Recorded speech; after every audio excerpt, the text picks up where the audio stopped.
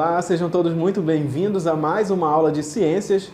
Eu sou o professor Virgílio Guedes e aí vocês vão acompanhar comigo agora mais conteúdos de ciências. Então vamos observar a nossa aula 39, que traz aí como objeto de conhecimento circuitos elétricos, transformações de energia, cálculo de consumo de energia elétrica e no detalhamento materiais condutores e isolantes de eletricidade, construção de circuitos em série e em paralelo de residências. Então esse aí é o nosso conteúdo da aula. Fiquem ligados, a nossa aula começa agora.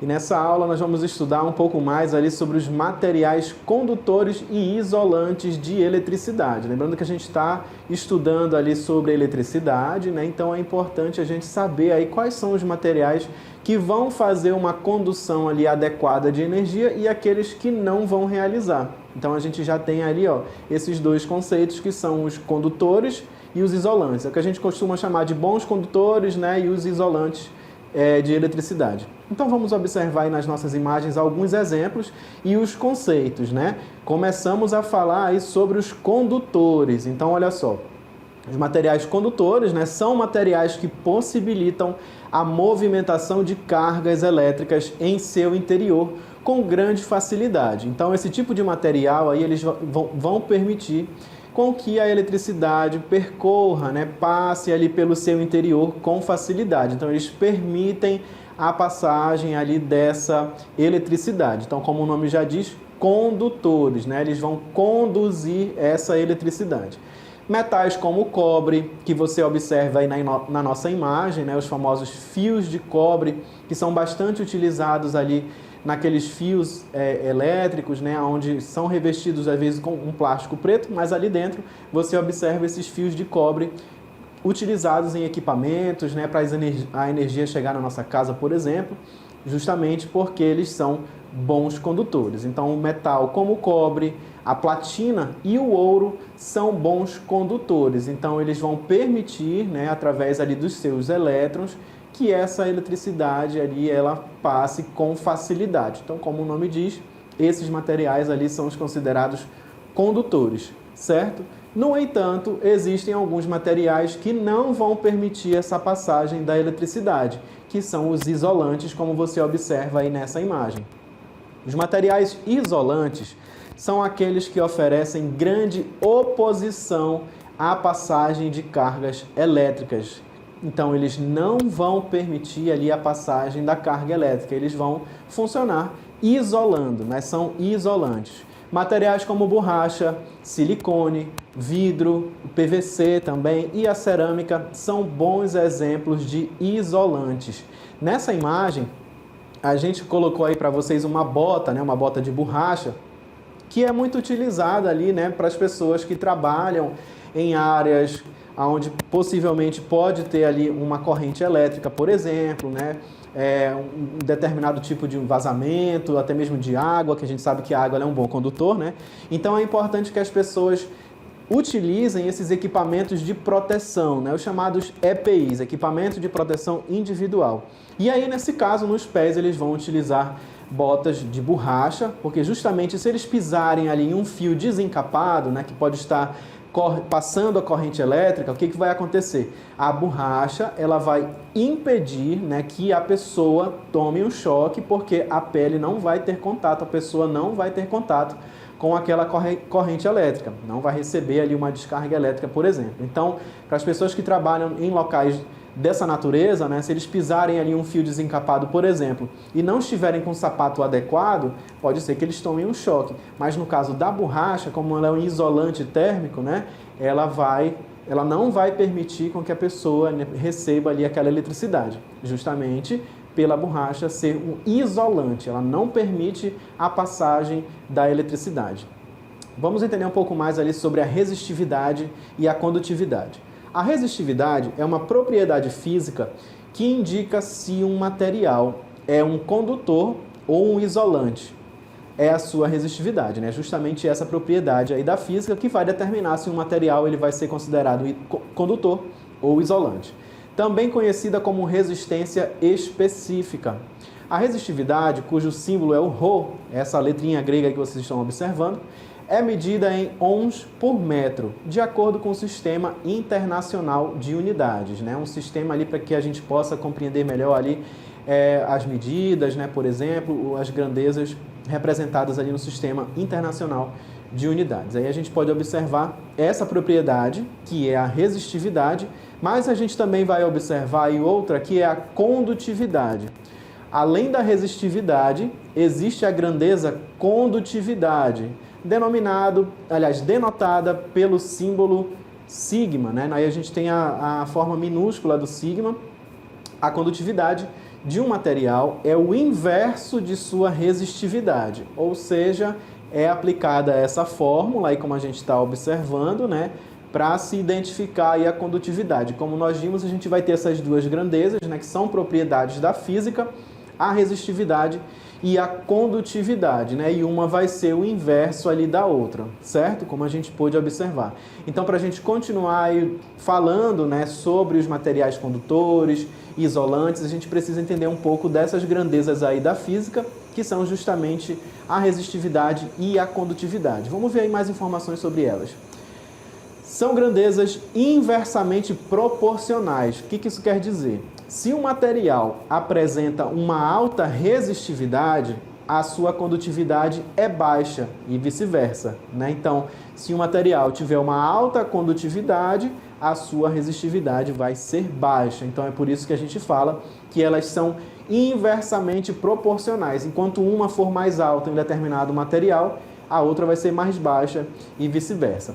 Do mesmo modo que, dadas as mesmas condições, um material condutor não apresenta características de materiais isolantes, né? Então, como a gente pôde observar, nós temos lá os materiais condutores e os isolantes. E aí, se o material ele é considerado condutor, ele já não vai mais ser um isolante. E a mesma coisa ao contrário, um material que é isolante não vai mais ser um condutor, né? Então, se ele consegue transmitir ali aquela eletricidade, fazer a condução da eletricidade, ele não tem como isolar, ele é somente um condutor. E a mesma coisa o inverso, né? Um material como a borracha, por exemplo, que ela isola, ela não permite essa passagem da eletricidade, ela não vai fazer a condução, né? Então, por isso que a gente fala que são inversos, ali são inversamente proporcionais. Vamos entender aí um pouco mais sobre os materiais condutores. Os materiais condutores, eles compartilham uma característica comum. A corrente elétrica é conduzida facilmente através deles. Suas principais características são a abundância de elétrons livres, além de baixas resistências elétricas, né? Se ele tem alta condutividade, vai ter baixa resistência elétrica. E essa principal característica ali, como a gente observou, é a abundância de elétrons livres, né? E para lembrar, elétrons, né, são partículas ali que constituem o átomo, né, a menor partícula ali da matéria, por exemplo. Então, existem ali esses materiais que vão ter esses elétrons livres, né, como no caso dos condutores, e esses elétrons facilitam a passagem da eletricidade. Então, no caso, a gente tem aí os materiais condutores. Vamos observar mais informações e exemplos aí dos materiais condutores de eletricidade, certo? Então, olha aí, na nossa imagem, você consegue observar, e como exemplo nós temos o cobre, né, que nós já citamos anteriormente. Temos também o alumínio, né, vai também facilitar essa passagem ali de eletricidade através dos elétrons. O ouro, aqui representado nessa imagem, e a prata também é exemplo de materiais condutores. Então, olha aí, em geral, os materiais, aliás, os metais, né, que como representados aí na imagem para a gente, os metais são bons condutores elétricos e, por isso, são muito utilizados na transmissão de corrente elétrica em circuitos elétricos e também em dispositivos eletrônicos, né? Então, como a gente pôde observar aí, ó, na corrente elétrica vão ser utilizados nos circuitos elétricos e também nos dispositivos eletrônicos, justamente por serem bons condutores elétricos e vão facilitar essa condução, né? Vão facilitar ali esse transporte ali da eletricidade, certo? Vão permitir, então, com que percorra a eletricidade no interior deles, como a gente pode observar. Né? E a gente viu alguns exemplos, como o cobre, o alumínio, o ouro e a prata, certo? Então, são justamente materiais ali condutores de eletricidade. E aí na outra imagem a gente observa o nosso conceito ali dos materiais isolantes, né, para a gente entender melhor essa diferença entre esses materiais. Então olha aí, os materiais isolantes eles oferecem resistência à passagem da corrente elétrica. Então é sempre importante a gente observar aqui, ó, essa palavra-chave, né, resistência, porque é o oposto de condutividade, né? Então se eles são isolantes, eles vão apresentar essa resistência. Então, olha aí, os materiais isolantes oferecem resistência à passagem da corrente elétrica e, por isso, são largamente utilizados para barrar, olha aí, impedir a sua passagem. Quando eletricamente carregados, esses materiais aprisionam as cargas em seu interior, né? Então, o que a gente está observando aí é que os materiais isolantes, eles vão justamente impedir a passagem dessa corrente elétrica, né, dessa eletricidade, eles vão aprisionar, né? Nesse caso, aí, os elétrons dos materiais isolantes, eles não estão livres ali como os condutores, né? Eles estão bem presos ali, bem próximos do átomo desses materiais. Então, por isso ele não faz essa ligação, né? Não faz essa condução ali da eletricidade. Vamos ver aí mais informações sobre os materiais isolantes. Os isolantes opõem-se fortemente à movimentação de cargas e por isso são usados para isolar superfícies de contato, evitando acidentes com choques elétricos ou diminuindo perdas de energia em fios condutores. Quando a gente tem lá os fios condutores, né, que nós falamos anteriormente, que dentro ali eles são formados de cobre. Justamente o cobre que vai permitir essa condução ali de energia elétrica, né? Só que esses materiais, esses fios condutores, eles vão ser revestidos, né? Eles vão ser encapados por um material isolante, né? Que é às vezes um plástico, né? A gente encontra isso no cabo do fio ali da televisão, por exemplo, né? Nos fios ali de luz, né? No fio ali do poste, por exemplo, ele é preto, mas ali dentro tem um fio condutor que geralmente é formado por cobre, que vai fazer a passagem, vai permitir ali a passagem dessa eletricidade, tá? Então, como a gente viu aqui, ó, para evitar choques, né? Como a gente viu nessa informação aí nessa imagem, para evitar esses choques, os fios condutores eles vão estar ali revestidos ali pelos materiais isolantes. Vamos ver aí novamente o nosso texto, aí a nossa imagem? Então, olha só. Olha lá, como a gente está visualizando aí, para evitar acidentes, né, com choques elétricos ou diminuir essas perdas de energia, eles vão ser utilizados para isolar as superfícies de contato. E aí na próxima imagem a gente observa então os exemplos de alguns materiais isolantes, né, que são facilmente encontrados aí em diversas regiões, na nossa casa, na nossa escola, a gente vai encontrar também como exemplo. Nós temos aí, como nós já citamos a borracha, né, que vai ser utilizada ali nos solados dos sapatos, dos tênis, por exemplo, né, justamente para evitar esse contato e evitar um choque, por exemplo. O plástico também é utilizado, né, um exemplo de material isolante, e como nós vimos anteriormente, né, os fios condutores sendo encapados com materiais isolantes, como no caso do plástico também sendo utilizado. O vidro é um outro exemplo de material isolante. Temos também o PVC, onde são feitos aqueles forros, né, das residências, e a cerâmica, né, como a gente observa nessa imagem, a cerâmica sendo utilizada ali por utensílios, né, como louças, mas também a cerâmica que está presente ali no chão, né, aquela que é utilizada para revestir os pisos, né, o chão ali das casas, por exemplo. Então, a gente observa aqui em muitos locais, né, nas escolas, por exemplo, ali no chão a gente vai ter aquelas placas de cerâmica, que é um material que é isolante, né? Então, não tem o risco de choque se você pisar ali naquele local, no caso, descalço, por exemplo, porque a cerâmica não vai conduzir ali eletricidade, como a gente pôde observar, certo? Nessa aula a gente também vai falar um pouco mais sobre circuito elétrico. A gente está falando ali sobre a condutividade, né? Falamos sobre resistência, a gente está falando sobre materiais que permitem ali a passagem da eletricidade. Então a gente, para entender melhor, né, para continuar aí nesse conteúdo sobre eletricidade, a gente vai conhecer agora um pouco mais sobre o circuito elétrico. Observa aí a nossa primeira informação sobre o circuito elétrico.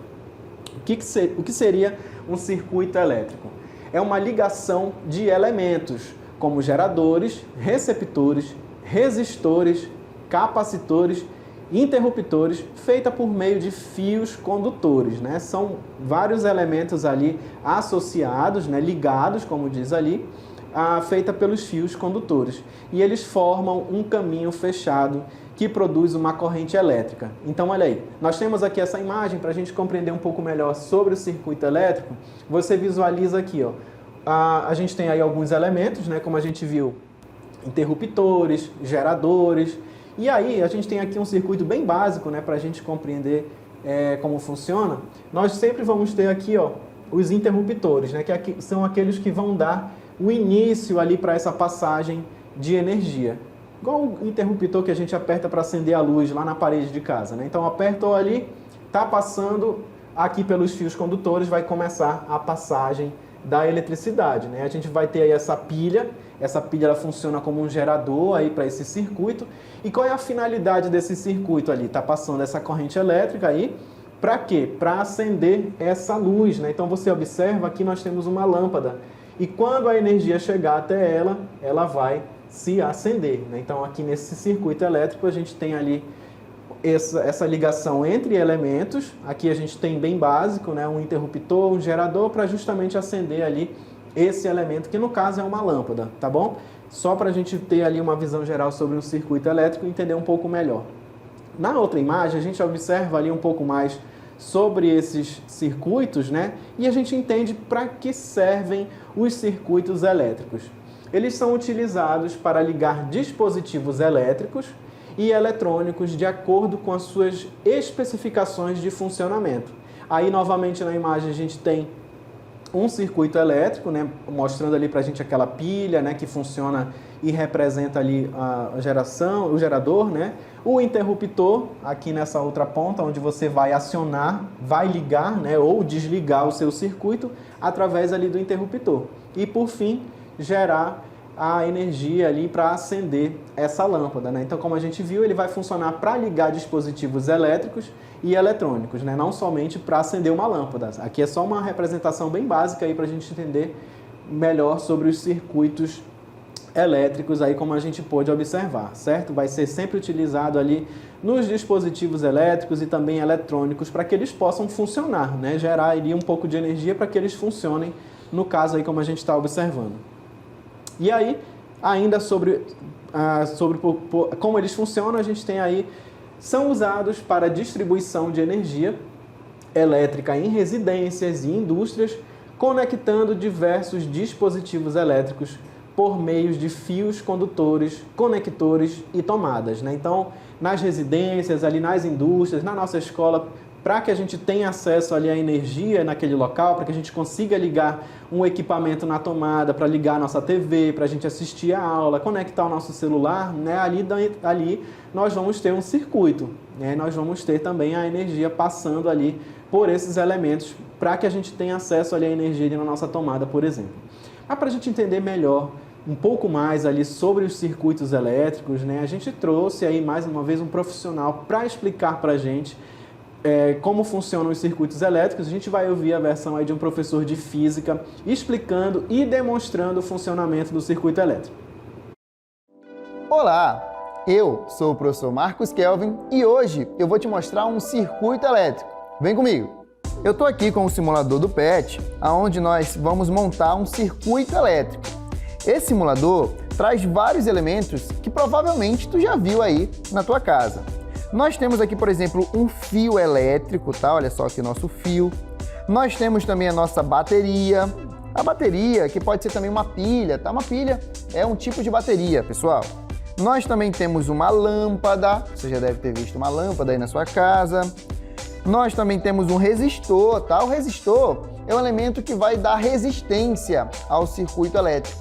Nós vamos já ver isso no circuito. E nós também temos um interruptor, que com certeza você já deve ter visto aí, o interruptor que serve para ligar ou desligar a nossa lâmpada, tá? E com esses elementos aqui, nós vamos montar o nosso circuito elétrico. Dá só uma olhada. Pronto. Olha aí o nosso circuito elétrico montado com todos os elementos que nós acabamos de mostrar. Nós temos o resistor, nós temos o fio, a lâmpada, a bateria e o interruptor. E observem vocês que o interruptor serve para ligar e desligar a lâmpada, tá vendo? Olha só.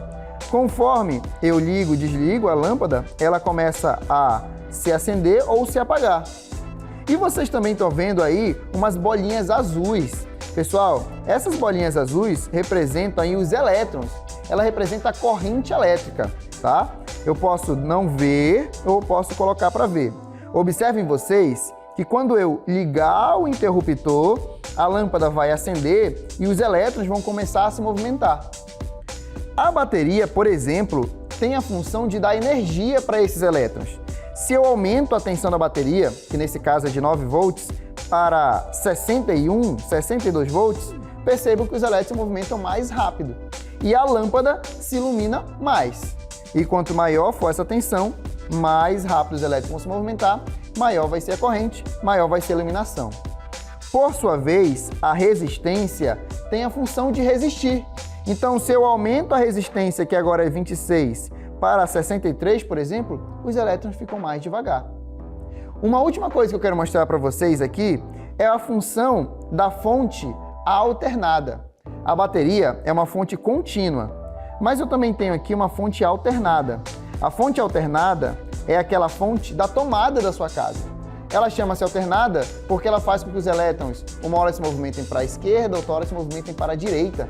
Observem vocês que quando eu aumentar a energia dessa minha fonte alternada, os elétrons vão se movimentar mais rápido. E aí eles vão para a esquerda e para a direita. E é exatamente isso o que está acontecendo na lâmpada aí da sua casa. Só que ela se movimenta tão rápido que você não consegue vê-la piscando. Bacana, né, pessoal? Bom, eu vou ficando por aqui. Até a próxima. Fui! Muito bem, assim a gente pôde compreender um pouco mais ali do funcionamento, né, de um circuito elétrico e vocês puderam visualizar o movimento dos elétrons dentro ali dos fios condutores, né, justamente para fazer ali essa passagem da eletricidade até acender a lâmpada, como foi demonstrado ali naquela imagem. Nesse caso foi utilizado ali um programa, né, para que pudesse representar um circuito elétrico e ali explicar melhor para a gente compreender. Mas vamos agora compreender um pouco mais sobre cada um dos elementos que compõem o circuito elétrico. Olha só, nós temos os geradores. Os geradores, eles transformam diversas formas de energia em energia elétrica. E a sua principal função é provocar uma diferença de potencial entre os terminais dos circuitos elétricos, de modo que a corrente elétrica possa fluir. Tá? Então, os geradores eles vão ser representados ali, como você observa nessa imagem, ele tem esse símbolo, né, sempre vai ser representado dessa forma. E como exemplo, a gente pôde observar também no nosso vídeo lá o exemplo dos geradores, certo? Então, eles vão transformar essas formas, diversas formas de energia em energia elétrica. Então, a gente visualizou aí um dos elementos de um circuito elétrico e, como nós já vimos, um circuito elétrico ele vai ser justamente uma ligação de vários desses elementos para permitir a passagem da corrente elétrica ali pelos fios condutores. Vamos observar agora os resistores. Como a gente viu no vídeo, né? A principal função é resistir. Então, como é que funciona? Dissipam energia elétrica exclusivamente na forma de calor. Aí a gente vai ter um fenômeno conhecido como efeito Joule. Quanto maior é a resistência elétrica do resistor, menor é a corrente elétrica a atravessá-lo. Lembra que a gente falou desses conceitos, né, que são resistividade, condutividade, que são inversamente proporcionais? Então, olha aí, ó, quanto maior é a resistência elétrica do resistor, menor é a corrente elétrica que vai passar por ele ali. E aí o símbolo que a gente utiliza, né, que representa os resistores, você observa aí na nossa imagem. E outro elemento de um circuito elétrico aí que nós vamos observar na sequência são os receptores. Vamos observar aí, ó. Os receptores, eles convertem energia elétrica em energia cinética. E a energia cinética, como nós já sabemos, é aquela que está relacionada com o movimento, né? Então, o que vai acontecer? A gente vai ter ali, ó, a energia elétrica, que é a fonte que está recebendo, e ela vai converter essa energia elétrica, vai transformar de energia elétrica para energia cinética. Então, a gente está vendo que esse circuito elétrico ele está sendo utilizado em um equipamento que vai gerar um certo tipo de movimento, como, por exemplo, o ventilador. O ventilador, a gente já sabe que quando a gente quer utilizar, que acontece? A gente precisa primeiro ligar ele na tomada, né? Então a gente ligou ele ali na tomada, utilizou ali o seu cabo, né, o seu fio, conectou ali na tomada, ele está recebendo agora a energia elétrica. Só que ele tem ali um tipo de circuito, né, que vai converter essa energia elétrica em energia cinética. Como é que a gente observa essa energia cinética no ventilador? Através do movimento ali das suas palhetas, né, das suas pás, ou também chamada ali de hélice. Então ele vai fazer aquele movimento para gerar o vento, né, para a gente conseguir pegar aquele vento ali e refrescar utilizando o ventilador. Então utiliza ali a energia elétrica, transforma ela em energia cinética. Vamos ver mais informações ali sobre os receptores.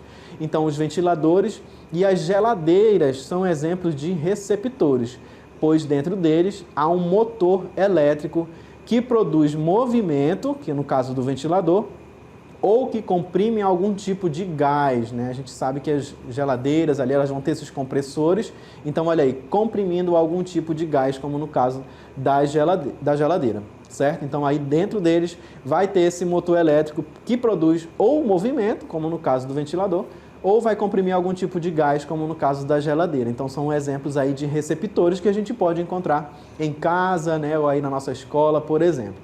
Vamos observar aí mais outro elemento, aí na próxima imagem, os capacitores. Os capacitores, eles são utilizados para o armazenamento de cargas elétricas em um circuito.